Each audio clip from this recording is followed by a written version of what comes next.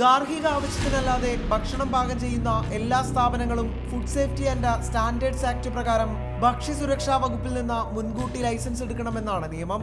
എന്നാൽ 1700ഓളം സ്കൂളുകൾ പ്രവർത്തിക്കുന്ന മലപ്പുറം ജില്ലയിൽ ഈ വർഷം ഒരു സ്കൂൾ പോലും ഭക്ഷ്യസുരക്ഷാ വകുപ്പ് നിഷ്കർഷിക്കുന്ന FSSAI ലൈസൻസ് എടുത്തിട്ടില്ലെന്ന വിവരാവകാശ രേഖകൾ വ്യക്തമാക്കുന്നു.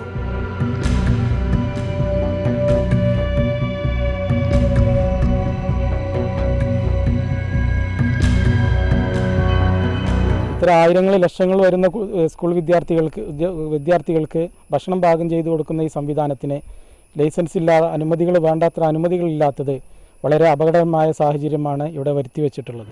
സ്കൂളിലെ പ്രധാന അധ്യാപകനാണ് ഭക്ഷ്യസുരക്ഷാ ലൈസൻസിനായി അപേക്ഷ നൽകേണ്ടത്.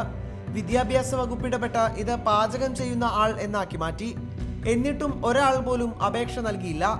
പകർച്ചവ്യാധികളും മറ്റു രോഗങ്ങളും പടരുന്ന സാഹചര്യത്തിൽ ഉച്ചഭക്ഷണത്തിന്റെയും കുടിവെള്ളത്തിന്റെയും കാര്യത്തിൽ സ്കൂളുകൾ കൂടുതൽ ജാഗ്രത കാണിക്കേണ്ടിയിരിക്കുന്നു.